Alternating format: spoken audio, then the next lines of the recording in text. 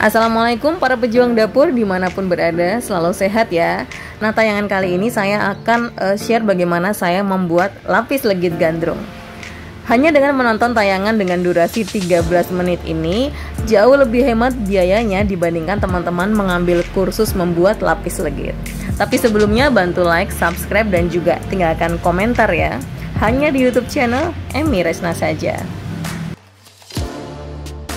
Untuk resep saya akan share di description box. Cara melihatnya adalah dengan klik saja di pojok kanan, langsung scroll up scroll down sambil menikmati tayangan di video ini.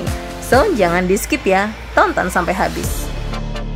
Di tayangan kali ini kita akan membahas masalah preparasi, tahapan membuat adonan, mengecek konsistensi adonan, mengenali suhu oven, tahapan lapis per lapis, finishing dan juga pengemasannya. Tahapan yang paling penting adalah persiapan mental. Kemudian yang kedua, menyiapkan kuning telurnya. Lalu alat-alat penunjang seperti misalnya alat penekan lapis legit, ini juga penting ya. Dan kita prepare dulu adalah toppingnya. Untuk topping, kenapa di prepare awal itu supaya ketika kita nanti sudah mulai memanggang lapis per lapis, kita tidak lagi gedabrukan nyiapin topping gitu ya. Nah, beberapa alternatif topping yang bisa dipakai antara lain, yang pertama itu prunes, itu yang paling umum ya, paling lazim di lapis legit. Caranya adalah pilih jenis prunes yang lembek, jangan terlalu keras gitu ya. Kemudian iris tidak putus, lalu pipihkan. Harus dipipihkan kenapa? Karena kalau enggak nanti dia akan membuat ukuran lapisan lapis legitnya itu jadi berbeda gitu ya. Jadi sesuai dengan apa yang sudah saya sering lakukan, memang harus dipipihkan kayak gitu. Kemudian untuk almond ini cukup dipanggang sebentar saja di teflon.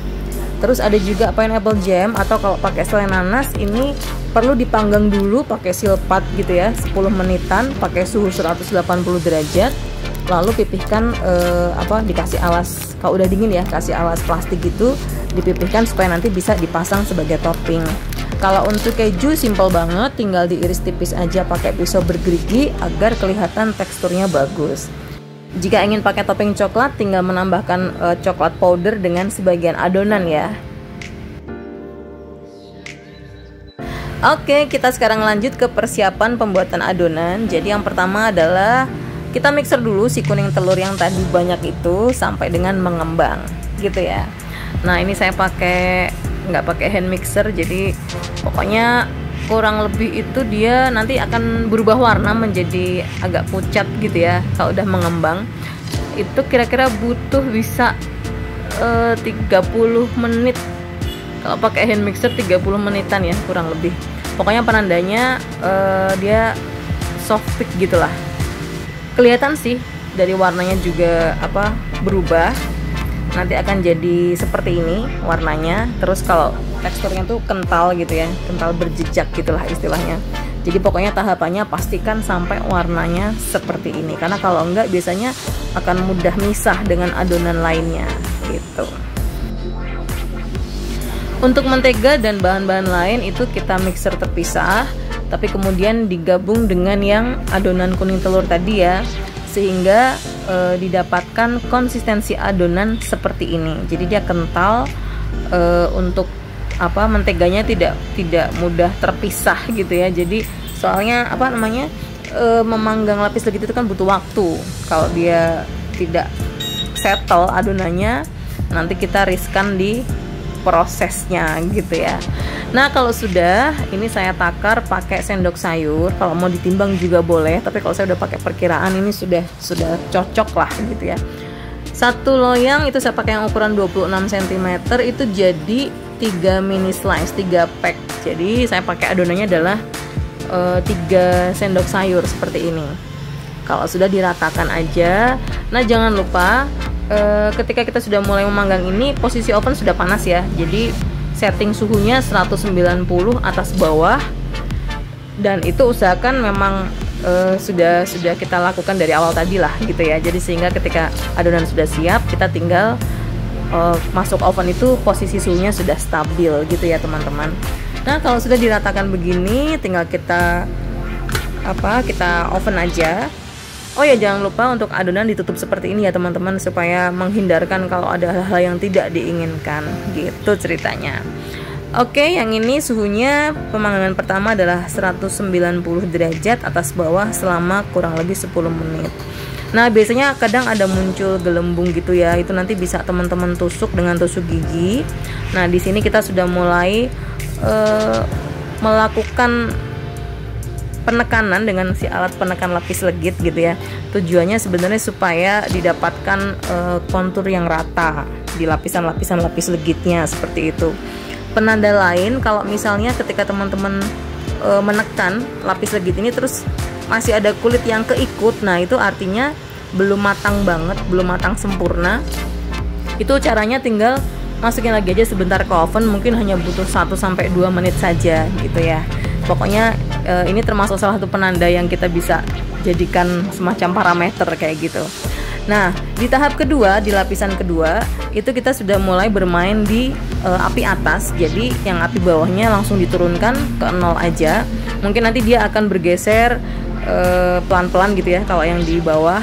Nah, itu kita akan mulai memanggang kalau sudah suhunya 160 derajat. Kalau untuk api atas tetap 190 ya. Nah, karena kita banyak bergerak dengan api atas, saya menyiasati pakai loyang yang dibalik untuk tatakannya seperti ini kira-kira. Nah, nanti tinggal kita masukkan adonannya di atasnya gitu ya. Ini dilakukan terus-menerus sampai semua adonannya habis gitu ya kira-kira teman-teman. Nah, itu yang bikin tantangan di durasi waktu memanggangnya adalah seni di pembuatan lapis legitnya. Jangan lupa setiap selesai memanggang di tahap demi tahapnya itu kita selalu menggunakan si alat penekan ini ya. Nah, kalau sudah, biasanya di lapis ketiga kita mulai menambahkan topping yang tadi kita sudah siapin. Di sini saya pakai mix 3 macam topping ya. Ada yang pakai browns, ada yang pakai keju dan juga almond. Sama pokoknya nanti lapis ketiga 1 selesai, 2 selesai, ketiga baru dikasih topping gitu ya. Nah, kalau teman-teman bekerja atau menggunakan topping itu lebih dari 1, kita biasanya butuh penanda gitu ya. Saya biasanya pakai klip kecil gitu, penanda supaya kita tahu letak di mana yang kita beri topping. Misalkan prunes, nah itu saya kasih tanda tuh yang pakai klip kecil hitam ya. Oh, ketika ada tanda itu berarti saya di sekitar situ saya pakai prunes, sebelah kanannya pakai keju, sebelah kiri pakai almond. Kira-kira begitu sih, itu hanya tips aja ya. Nah, lakukan tahapan lapis demi lapis ini sampai dengan selesai adonannya. Nah, ini teman-teman bisa lihat kalau konsistensinya bagus, dia tidak akan mudah misah ya untuk lemaknya atau yang butternya itu. Jadi karena kan kalau bikin lapis segitu itu nggak bisa 15 menit selesai. Biasa butuh 2 jam lah kira-kira sampai 3 jam gitu ya.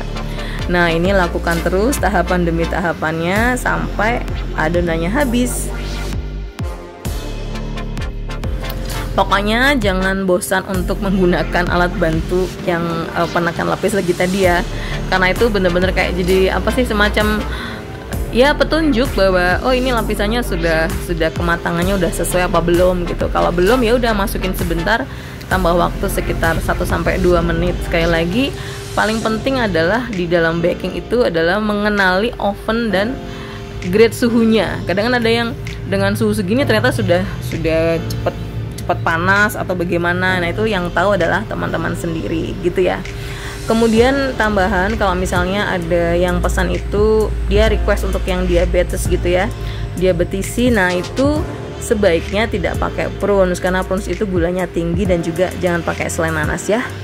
Kemudian kalau sudah selesai semua tahapannya, setelah pemanggangan lapisan terakhir, kita akan memanggang ulang tapi dengan suhu 180 derajat atas bawah. Nah, seperti ini teman-teman. Jadi ini adalah untuk finishing atau pemanggangan. Misalnya ada bagian-bagian yang belum terpanggang dengan baik, dia akan diselesaikan di tahapan ini gitu ya. Kemudian setelah matang, lapis legitnya juga jangan langsung dipotong, tapi biarkan dulu 1-2 jam di suhu ruang. Kalau sudah jadi, kita bisa mulai potong, sesuaikan dengan ukuran kemasan yang kita pakai. Kalau ini saya pakai yang 20 holes, ada juga yang isi 25 gitu ya. Nah, nanti kalau sudah dikemas seperti ini, ditata, itu kita tinggal masukkan ke dalam plastik vakum. Oh iya, biasanya ada lebihan loh. Nah ini adalah untuk bakulnya. Biar bakulnya tetap gendut. Salah ya. Oke, nah tahap lanjutannya kita bisa masukkan ke plastik vakum. Jadi kalau ditambahkan plastik vakum ini adalah selain untuk aspek hygiene, estetis juga, itu juga terkait dengan ketahanan produk. Kalau saya sih menyarankan penyimpanannya tetap di kulkas ya, karena memang tidak pakai pengawet. Kalau di kulkas itu dia jadi lebih enak gitu rasanya, dan ketahanan produknya juga jadi lebih lama gitu ya. Nah kalau sudah seperti ini tinggal kita masukkan ke dalam boxnya. Boxnya biasanya ada banyak warna teman-teman, jadi nanti tinggal pilih mau suka warna apa. Itu di marketplace banyak banget, tinggal klik aja pakai kata kunci kemasan lapis legit gitu, nanti dia akan muncul beberapa pilihan gitu ya. Nah kayak gini deh.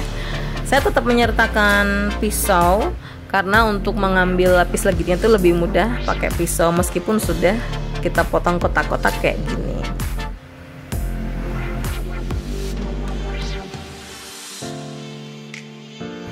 Nah kalau sudah seperti ini tinggal kita kemas pakai kemasan luarnya yang hard boxnya, lalu ditambahin pita gitu ya biar tambah cantik gitu kan. Pokoknya harus selalu cantik dan cantik.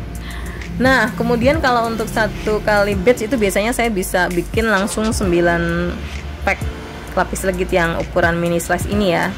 Kalau untuk bikin yang utuh teman-teman sesuaikan aja dengan panduan resep atau referensi resep yang teman-teman biasa pakai.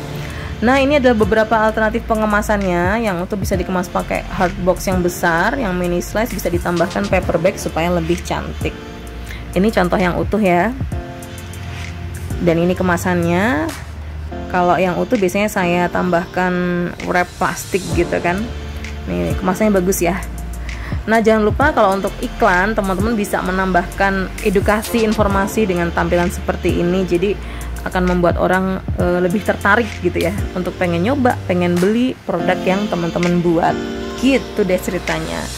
Oke, terima kasih sudah menyaksikan tayangan ini. Semoga bermanfaat ya. Dan jangan lupa selalu berkreasi di rumah. Salah, nggak harus di rumah sih ya. Berkreasi bisa di mana aja. Selalu sehat, selalu positive thinking, dan selamat berkarya. Sampai jumpa.